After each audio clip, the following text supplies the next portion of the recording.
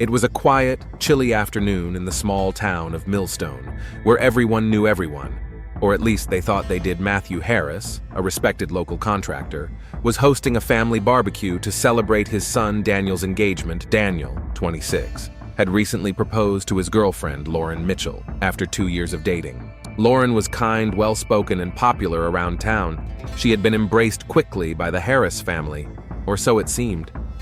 But behind Matthew's courteous smiles at the barbecue, there was unease. He had always been protective of Daniel, especially after Daniel's mother died in a car accident a decade earlier. Matthew prided himself on his traditional values, the kind that were hardwired into the culture of Millstone. As the evening wore on, the conversations grew more personal.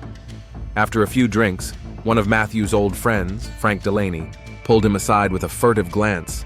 Frank whispered that he had heard something troubling, a rumor circulating in the nearby city where Lauren had grown up. According to Frank, Lauren wasn't who she said she was. The words hit Matthew like a brick. Lauren used to be a man. At first, Matthew laughed it off, dismissing it as typical small-town gossip. But Frank's face was deadly serious. He insisted he had proof, old yearbook photos, whispers from people who remembered Lauren before she transitioned. Matthew left the barbecue early, his mind racing. He tried to tell himself it didn't matter. Daniel was happy, and that was what counted, right? But the thought gnawed at him, growing darker with every passing hour. That night, sleep evaded Matthew. He tossed and turned, each whisper of wind against the window sounding like another rumor reaching his ears. By morning, he was exhausted, but consumed by a gnawing need to know the truth. Frank had mentioned a high school yearbook. Matthew, whose work occasionally took him near Lauren's hometown, decided to take a detour. Under the guise of a business meeting, Matthew drove to Riverview, a town just an hour away, and found himself parked outside the dusty local library. Inside, the musty scent of old paper filled the air. It took less than 15 minutes for the librarian, an older woman with sharp eyes and a sharper memory, to retrieve a copy of the Riverview High School yearbooks from a decade ago. Matthew's hands trembled as he flipped through the pages. At first, he didn't even know what he was looking for, but there, tucked into the senior class pages, was a familiar face under an unfamiliar name, Liam Mitchell. The resemblance was undeniable. Same jawline, same wide-set eyes, same awkward half-smile Lauren still had when she was nervous. Matthew felt a cold sweat break out across his back. It wasn't just a rumor. It was real. He slammed the book shut so violently that the librarian flinched. Mumbling an apology, Matthew stumbled out into the bright afternoon sunlight, the colors of the world suddenly too sharp, too harsh. Driving back to Millstone, Matthew's mind raced. He thought about Daniel, his only son, the boy he had raised to be strong, responsible, the man of the family. And now Daniel was about to marry someone who had lied to them all.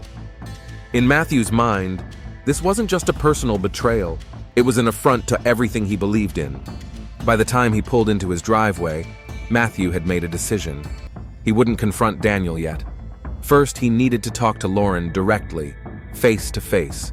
He needed to hear the truth from her mouth. And more than that, he needed to look into her eyes and understand why she had deceived his family. That evening, under the pretext of discussing wedding plans, Matthew invited Lauren to meet him for coffee at a local diner. Daniel was told to stay home and rest. Matthew would handle a few things for him, as he had so many times before. Lauren, ever polite, agreed without hesitation. She had no idea what was waiting for her. The diner was mostly empty when Lauren arrived, her figure small against the dull green booths and linoleum floor stained from decades of coffee spills and cigarette smoke. She wore a soft blue sweater and jeans, her hair pulled back in a simple ponytail.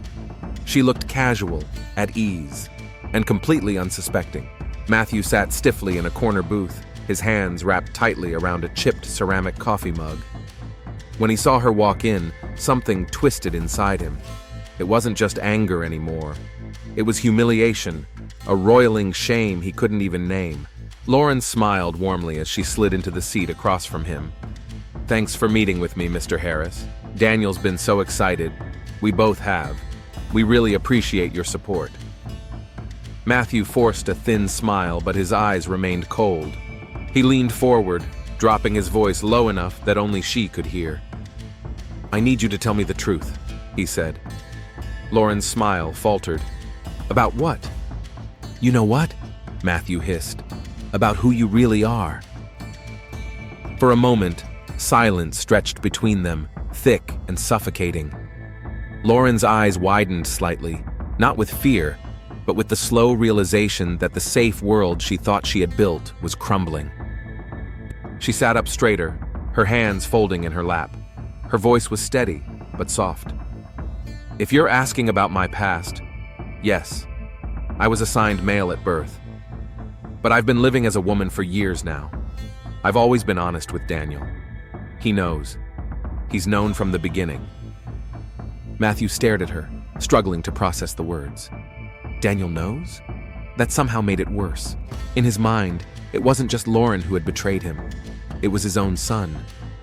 Lauren leaned in slightly, her eyes earnest. "I never wanted to hurt anyone. I love Daniel, and he loves me." But Matthew wasn't listening anymore. His mind spun into a fevered storm of old values, expectations, fears. To him, everything, his family's name, his reputation, the natural order of things, was under attack. He stood up abruptly, knocking over his coffee. Hot liquid splattered across the table, but he didn't notice. Lauren flinched but didn't move from her seat. Her voice shook for the first time. "Mr. Harris, please. I'm still the same person you've known for 2 years. I haven't changed." But to Matthew, she wasn't the same. She was a threat that had infiltrated his family, and now he could feel the fragile walls of his identity cracking under the weight of it. Without another word, he turned and stormed out of the diner, leaving Lauren sitting alone, her hands trembling slightly in her lap. Outside, the cold evening air hit him like a slap. Matthew stood in the parking lot, breathing hard, his fists clenching and unclenching at his sides. Something inside him had snapped, and it wasn't going to be fixed by talking. The days that followed blurred together for Matthew. He went through the motions at work, nodded absently at friends in town, and responded to Daniel's texts with mechanical shortness. But inside, the rage built, a constant throbbing drumbeat that seemed to drown out rational thought. Everywhere Matthew looked, he saw betrayal. In Daniel's easy smiles, in Lauren's soft laughter during family dinners, in the way the neighbors spoke about the upcoming wedding with such excitement. They didn't know. None of them knew. And if they found out? Matthew could already imagine the pitying looks, the whispered jokes, the loss of respect he had spent his entire life building. He couldn't let that happen. Late at night, Matthew found himself sitting at the kitchen table, an unopened bottle of whiskey beside him. He stared blankly at an old hunting rifle mounted above the fireplace. His late wife's voice, warm and steady, seemed to echo from some long-forgotten corner of his mind. Protect the family, no matter what. Protect the family. The words looped endlessly, twisting, mutating into something darker. In Matthew's mind, protecting Daniel meant removing the threat, severing the infection before it spread. He didn't think of it as murder. Not exactly. He thought of it as correction. By the third night, Matthew had made up his mind. He wouldn't use the old rifle. Too messy, too public. He would use his handgun. Small, quick, final, a clean end. He just needed the right moment. The opportunity came sooner than expected. Daniel mentioned casually over dinner that he and Lauren were planning to move into a small house just outside of town. A house Matthew had helped him find. The young couple wanted to spend a quiet weekend there, unpacking, setting up furniture, painting walls. They planned to be alone. Perfect. Matthew nodded along with the conversation, careful to mask the growing storm inside him. He even offered to help move a few heavy boxes the next morning, earning a grateful smile from Lauren that made his skin crawl. That night, Matthew cleaned the handgun he kept locked in the garage. He loaded it carefully, his movements slow and deliberate, like a craftsman preparing for his most important work. He didn't feel guilt. He felt purpose. Tomorrow, he told himself, he would restore order. Tomorrow, everything would be made right. The morning air was crisp and unnervingly still when Matthew pulled into the gravel driveway of Daniel and Lauren's modest new home. The house sat back from the road, a small, whitewashed structure surrounded by a few scraggly trees and open fields. It was isolated. No neighbors nearby, no one to hear anything they shouldn't. Matthew stepped out of his truck, cradling a heavy box in his arms. Underneath the box's lid, hidden from view, was the handgun, loaded and ready. Inside, the house was a mess of cardboard boxes, half-assembled furniture, and scattered tools. Daniel greeted him cheerfully, sweat already darkening the back of his t-shirt. Lauren, her hair tied up messily, waved from the kitchen, where she was unpacking dishes. Matthew returned the greetings with forced warmth, his mind cold and clinical. He set the box down by the living room and spent the next hour helping Daniel wrestle a battered couch through the narrow front door, pretending to joke about how they should have left it on the curb. The normalcy of it all was suffocating. Lauren offered him a sandwich. Daniel laughed about how they couldn't find the toaster. For a fleeting moment, Matthew felt the edges of his rage waver, almost slipping into a hollow grief. But then he caught sight of Lauren, laughing easily, blending seamlessly into a life he now saw as a lie, and the rage returned tenfold. Shortly after lunch, Daniel excused himself to drive into town to pick up some forgotten supplies. He asked Matthew if he could stay and help Lauren finish putting together a bookshelf. Matthew agreed without hesitation. As Daniel's truck disappeared down the dusty road, an eerie silence settled over the house. Lauren knelt on the floor, focused on the scattered pieces of the bookshelf. She didn't notice Matthew's hand trembling slightly as it hovered over the box he had placed by the doorway. He watched her for a long moment, the weight of what he was about to do pressing down on him like a vice. She looked so ordinary, so fragile. Nothing about her outwardly betrayed the storm Matthew imagined raged beneath her skin. But in Matthew's eyes, she was a deception given form, a threat that had to be eliminated. His heart pounded violently in his ears as he slowly lifted the lid of the box. Lauren looked up then, catching him in the act. Confusion flickered across her face, then concern. "Mr. Harris?" she asked gently. "Are you okay?" Matthew hesitated, just for a breath, a long, agonizing heartbeat. And then, without answering, he reached into the box and wrapped his fingers around the cold metal grip of the gun. Lauren stood up slowly, brushing dust from her knees, her brow furrowed in confusion. She took a cautious step toward Matthew, sensing the sudden shift in the air. "Mr. Harris?" she said again, her voice quieter this time, edged with uncertainty. Matthew said nothing. His fingers tightened around the grip of the gun as he pulled it from the box. The metal felt unnaturally heavy in his hand, cold and final. Lauren's eyes widened when she saw it, a flash of disbelief, of betrayal. She took a step back instinctively, knocking into the half-assembled bookshelf behind her. Her hand flew to her mouth. "Please," she said, barely more than a whisper. "You don't have to do this." But Matthew didn't hear her words. In his mind, they were drowned out by the relentless pounding of his own heartbeat, the furious litany that had consumed him. Protect the family. Restore order, protect the family. He raised the gun, hands steady now, gaze hollow. Lauren lifted both hands in front of her, palms open, a universal gesture of surrender, of pleading. Tears filled her eyes, her body trembling. "I love Daniel," she said, her voice cracking. "I've never lied to him. He knows. He accepts me. Please, please don't." The first shot cracked through the house like a thunderclap. Lauren staggered back against the wall, her shoulder exploding in blood. A choked cry escaped her lips, pain and terror blending into a sound that barely seemed human. Matthew fired again, and again, and again. Each shot punctuated by the recoil snapping through his wrists, each echo bouncing violently off the barren walls of the empty house. By the time the seventh shot rang out, Lauren had collapsed in a heap by the window, her body twitching once, then falling still. The acrid scent of gunpowder filled the room, mingling with the metallic tang of blood. For a long moment, Matthew just stood there, the gun dangling loosely in his hand, staring at what he had done. His chest heaved with ragged breaths, sweat dripping down his temples. Lauren's lifeless eyes stared at nothing, her mouth frozen mid-plea. Blood pooled around her, soaking into the worn wooden floorboards.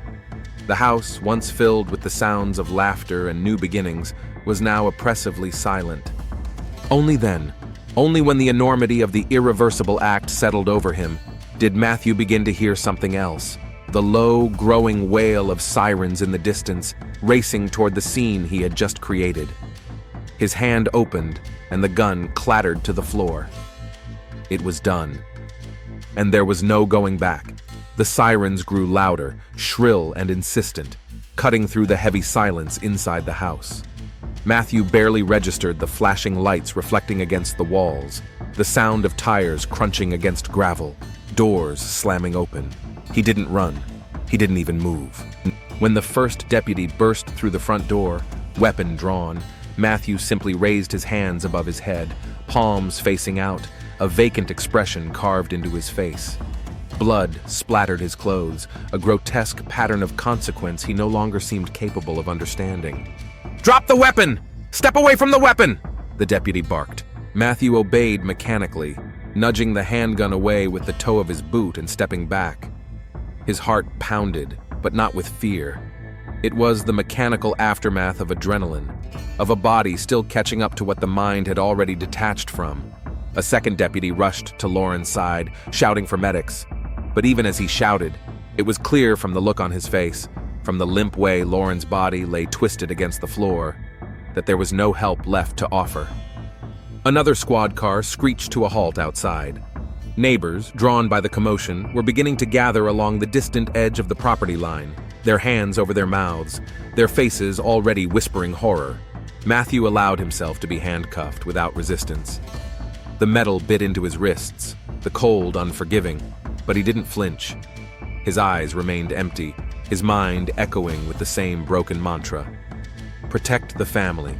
Restore order. As he was led outside, the full weight of the scene behind him began to sink in. The blood, the ruin, the house that was supposed to be the beginning of Daniel and Lauren's life together. Now a crime scene cordoned off with bright yellow tape. Matthew's truck was impounded. Officers secured the weapon, cataloged the shell casings, took photographs of everything. The bookshelf half assembled. Lauren's outstretched hand just inches from the screwdriver she would never pick up again. Paramedics placed a white sheet over Lauren's body after declaring her dead at the scene, but the outline of her form was still visible, a grim reminder of how final the violence had been. In the back of the patrol car, Matthew sat with his head resting against the reinforced glass, staring blankly at the driveway. He didn't ask for a lawyer. He didn't ask for Daniel.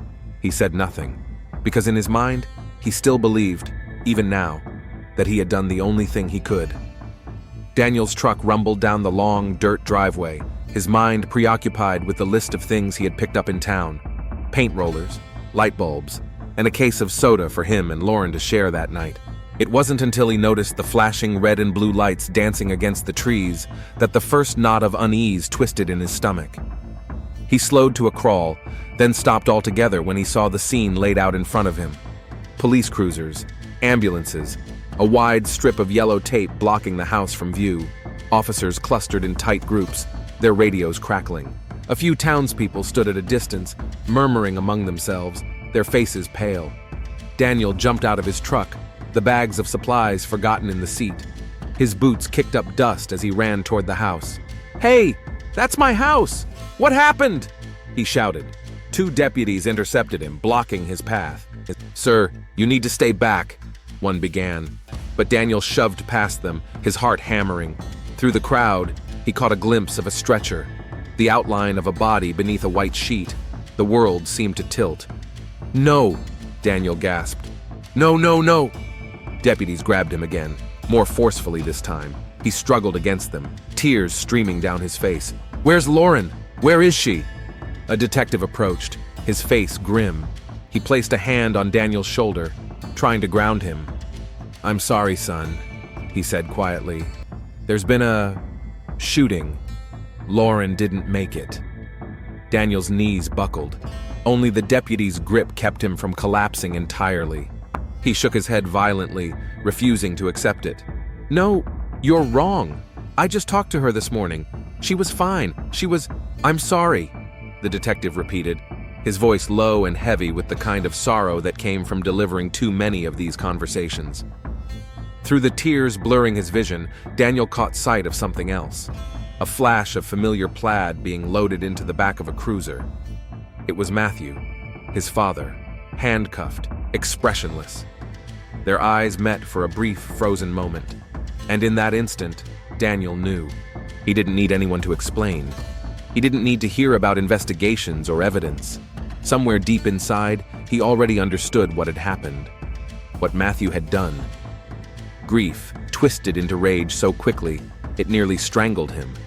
He lunged toward the cruiser, screaming, cursing, needing to do something, anything. But the deputies held him back, their voices blurring into white noise. Matthew didn't flinch. He didn't speak.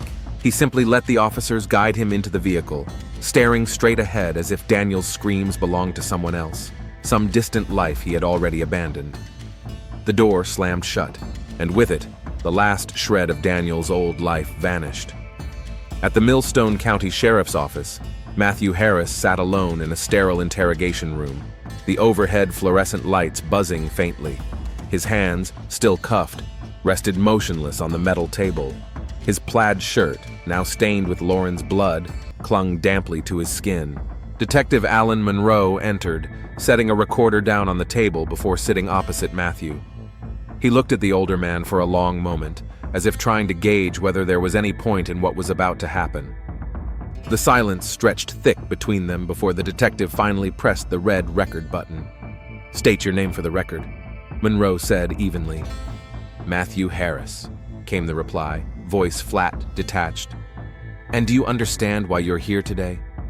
Matthew's gaze didn't waver. "I protected my son." Monroe leaned back slightly, steepling his fingers. "You shot Lauren Mitchell 7 times. Matthew nodded once, as if acknowledging a minor technical detail. "She was deceiving him, deceiving all of us." Daniel knew about her past, Monroe said carefully, watching for any reaction. "He loved her. He accepted her. This wasn't about deception. This was about you." For the first time, Matthew's expression flickered, a tightening around his mouth, a flash of anger behind the coldness. "I raised him better than that," Matthew muttered. "Better than to be made a fool of, to live a lie." "Lauren wasn't lying to him," Monroe said firmly. "You were the only one living a lie, Mr. Harris." Matthew shook his head slowly, like a man refusing to believe the evidence before him. "I did what I had to do, to protect my family, my name, my son's future." "By killing the woman he loved?" Monroe pressed, voice sharpening. Matthew didn't answer. He stared at the scuffed tabletop as if the truth were carved somewhere in the scratches.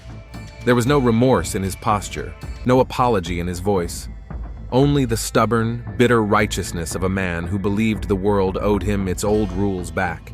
"You murdered her," Monroe said after a beat of silence. "You murdered an innocent woman because you couldn't handle the idea that your son made a choice you didn't approve of." Still no reaction from Matthew. The detective clicked off the recorder and stood up. "We'll let a jury decide whether your family's name was worth her life." He walked out without another word, leaving Matthew alone once again under the cold, indifferent hum of the lights. Back in the hallway, Monroe exchanged a grim look with the assistant district attorney waiting outside. It was clear to everyone involved. This wouldn't be a trial about whether Matthew Harris pulled the trigger. He freely admitted that. The trial would be about the why, and in the quiet spaces between the law and the tragedy, the real horror sat, the irrevocable, senseless loss of a life. Daniel sat slumped on the worn couch in his childhood home, the same home where his mother once baked cookies and his father once taught him to ride a bike. Now it felt like enemy territory. Every photograph on the wall, every creak of the floorboards, seemed to accuse him, to suffocate him. An assistant district attorney, Erin Vance, perched carefully on the armchair across from him, a leather folder balanced on her knees. She watched him for a long moment before speaking, her tone measured but urgent. "We're going to need you to testify, Daniel," she said gently. "You're the closest person to both the victim and the defendant. Your testimony could be the difference between a life sentence and a plea bargain." Daniel ran his hands through his hair, his fingers trembling. He hadn't slept more than a few hours since that terrible afternoon. Every time he closed his eyes, he saw Lauren's smile, bright, fearless.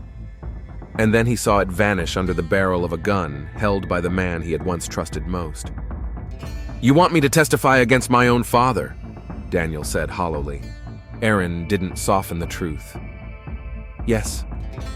Silence pressed between them. Daniel stared at the floor, his heart a battlefield of loyalty and rage, grief and guilt.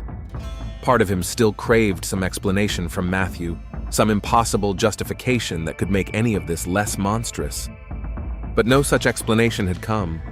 Only cold, stubborn pride. "He murdered her," Daniel whispered, almost to himself. "He took her away from me, because he couldn't stand the idea that I was happy in a way he didn't understand." Aaron leaned forward slightly. "That's exactly what the jury needs to hear. Not just what he did, but why it matters." Daniel nodded numbly, but the decision felt like an open wound. Later, after Aaron left, Daniel wandered through the empty house, stopping at the photo albums stacked in the hallway closet. He pulled one down, the thick, heavy one from his childhood. Flipping through it, he saw image after image of a father who once cradled him in his arms, taught him to fish, cheered him on at baseball games. A father who had now blown a hole through his life that would never heal. He slammed the album shut. There were no good choices left. Only the lesser evil. He would testify. He would look his father in the eyes across the courtroom, and he would tell the truth, no matter how much it destroyed what little remained of his family. The courthouse loomed over the small town square like a monument to forgotten promises. On the morning of the trial's opening arguments, reporters lined the steps, their cameras and microphones capturing every twitch of emotion from the trickle of spectators who came to watch. Inside, the courtroom buzzed with tension. The gallery was packed. Neighbors who once waved at the Harris family during Sunday service, old colleagues of Matthew's from the construction business, and complete strangers drawn by the sheer brutality of the crime. Matthew sat at the defense table in a dark suit, his hands folded neatly in front of him. His face was a mask, no emotion, no regret, no shame. His lawyer, an aging man named Victor Travers, sat beside him, flipping through a worn leather portfolio filled with notes. Across the room, the prosecution team prepared their files. Aaron Vance, now lead counsel, wore a dark navy suit and a face carved from steel. At exactly 9 a.m., the bailiff called the court to order the judge, a heavy-set woman with sharp eyes, took her seat behind the bench. She quickly outlined the basic facts for the jury. Matthew Harris had shot and killed Lauren Mitchell. The facts weren't disputed. What was in question was Matthew's intent, his state of mind, and whether his actions were legally defensible. The prosecution went first. Aaron Vance rose and approached the jury with slow, deliberate steps. Her voice was calm but firm, cutting through the stale courtroom air like a blade. "Ladies and gentlemen of the jury," she began, "this case is not complicated. It's not about who fired the shots. Mr. Harris himself admits he did. It's about why." She let that word hang in the air, heavy. You will hear from witnesses who will tell you that Lauren Mitchell was a kind, loving woman, that she lived her life with honesty, dignity, and courage. You will hear from Daniel Harris, the man who loved her, the man who accepted her fully and planned to spend his life with her. Aaron's voice hardened. And you will hear how Matthew Harris, fueled by hate, ignorance, and an outdated sense of control, decided that Lauren's life was worth less than his pride. Several jurors shifted uncomfortably. Aaron continued, her gaze sweeping the room. He will claim he acted to protect his family, but there is no protection in murder. There is only destruction. She ended with a solemn nod before returning to her seat. Next, Victor Travers rose slowly for the defense. He buttoned his jacket and moved to the center of the courtroom, a grandfatherly figure who spoke with practiced calm. "My client is not a monster," Travers said. "He is a father who found himself overwhelmed, confused, and betrayed by a truth that was hidden from him. He reacted, tragically, yes, but without premeditation, without hatred, with fear." Travers turned to the jury, his voice lowering. "This is a case about misunderstanding, about a man caught in a moment of deep emotional confusion. We ask you to consider the full measure of Matthew Harris's life, not just the worst 10 minutes of it." As Travers sat back down, Daniel clenched his fists in his lap. Misunderstanding, fear. They were going to try to make Lauren's death sound like an accident, like something that just happened, as if the 7 bullets Matthew had fired were beyond his control. No, Daniel would not let Lauren be erased like that. He would tell the truth, no matter what it cost him. Daniel sat outside the courtroom, staring blankly at the dull beige walls. His hands, damp with sweat, gripped the edges of the wooden bench beneath him. Across the hall, he could hear the low murmur of voices, the scrape of chairs, the occasional cough from the crowded gallery. A bailiff finally approached and gave him a curt nod. It was time. Daniel rose on unsteady legs and followed the bailiff into the courtroom. The room seemed colder, harsher now, the faces in the gallery blurring together into a single wall of judgment. He took the witness stand, the Bible held out for him to swear his oath. His voice was barely above a whisper as he promised to tell the truth, the whole truth, and nothing but the truth. When he sat down and faced the courtroom, his gaze automatically drifted to the defense table. Matthew sat there, impassive, his expression carved from stone. He didn't look away. He didn't offer the smallest flicker of emotion. Erin Vance rose and approached. "Daniel," she began softly, "I know this is difficult. Take your time." Daniel nodded stiffly. "Can you tell the jury about your relationship with Lauren Mitchell?" He swallowed hard. His throat felt raw. "I met Lauren 3 years ago," Daniel said, voice trembling at first. "She was incredible. She was kind, strong, brave. She made me want to be better, to live a life that was honest and full." A murmur passed through the gallery. Erin gave him a moment before continuing. "Was Lauren honest with you about her past?" Daniel met Erin's eyes firmly. "Yes, from the very beginning. She trusted me enough to tell me everything, and I loved her even more for it." Erin allowed the words to hang there before moving forward. "Did you ever feel deceived by Lauren?" "No," Daniel said, louder now. "Never, not once." Daniel's hands balled into fists in his lap as he continued. "My father, he found out. And instead of trying to understand, instead of loving me enough to accept who I loved, he decided to kill her, because she didn't fit his idea of what was acceptable." He paused, breathing heavily. "Lauren wasn't dangerous. She wasn't dishonest. She didn't hurt anyone. My father did." Across the courtroom, Matthew's jaw tightened, but still he said nothing. Erin nodded, her voice steady as she asked, "What impact has Lauren's death had on you, Daniel?" Daniel's vision blurred, but he forced himself to stay composed. "I lost the person I was supposed to spend my life with. I lost the future we were building together. And I lost my father, not because I wanted to, but because he chose his pride over his family." There was a heavy, unbearable silence in the room after that. Erin placed a hand lightly on the railing of the witness stand. "No further questions, Your Honor." The judge turned to the defense. Victor Travers stood slowly, buttoning his jacket. "Mr. Harris," he said, his tone falsely sympathetic, "isn't it true that your father had no history of violence before this incident?" Daniel glared at him. "That doesn't matter. It only takes one moment to destroy a life." Travers nodded as if he expected that answer. "And isn't it possible," Travers continued, "that your father acted out of a confused, emotional reaction, not premeditated hatred?" Daniel's voice broke, but he forced the words out. "He loaded the gun. He drove to our house. He waited until we were alone. He pulled the trigger 7 times. Travers hesitated, but he knew there was nothing more to be gained. He nodded and sat back down. Daniel was dismissed from the stand, but he didn't move for a long moment. He stared at Matthew, his father, searching for some sign of regret, of shame. There was none. Finally, Daniel stepped down, each footfall feeling like another tear in the thin fabric of what had once been a family. The air in the courtroom felt heavier as closing arguments began. The gallery, which had buzzed with whispers and shifting bodies earlier in the trial, now sat perfectly still, as if the weight of what had unfolded demanded a solemn kind of respect. Erin Vance rose first, her movements slow, deliberate. Lauren Mitchell was a daughter, a fiancée, a human being who deserved dignity and life. She trusted the Harris family. She loved Daniel Harris.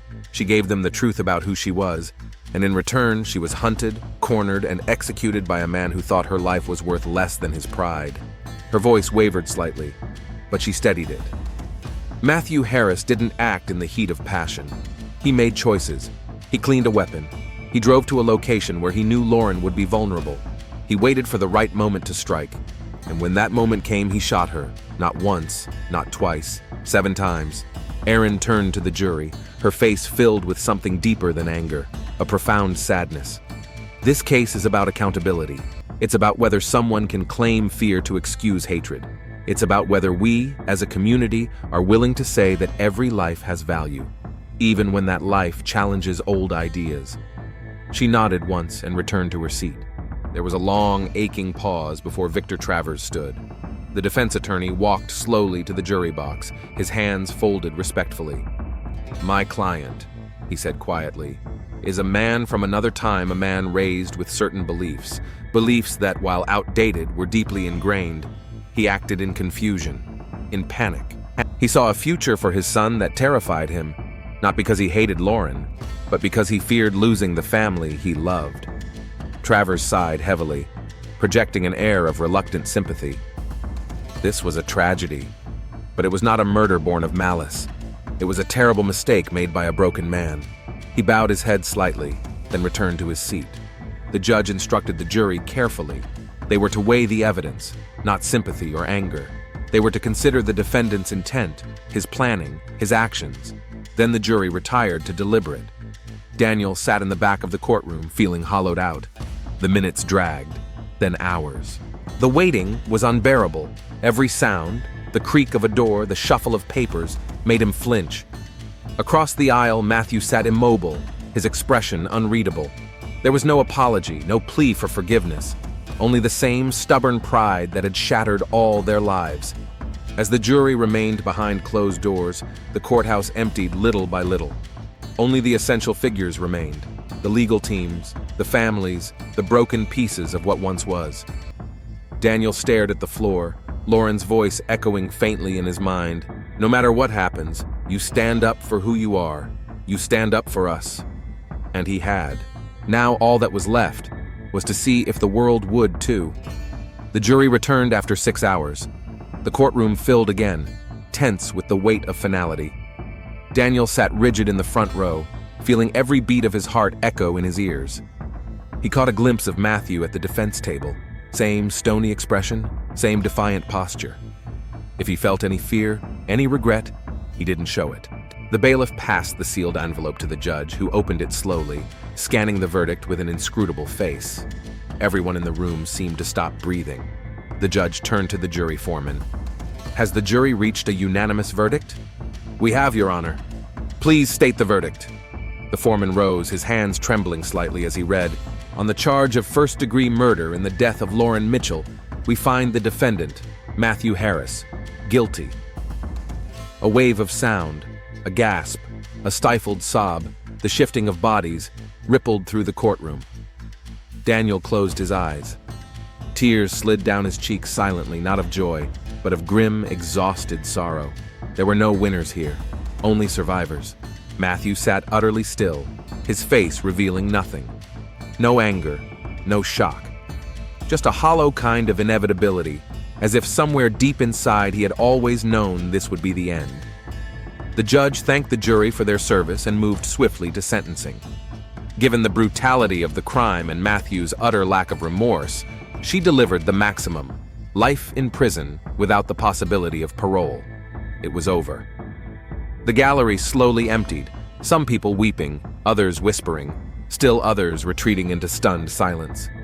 Reporters filed their stories, the flash of cameras catching Daniel's pale, worn face as he exited the courtroom alone. Outside, the late afternoon sun shone with brutal indifference over Millstone. Life moved on.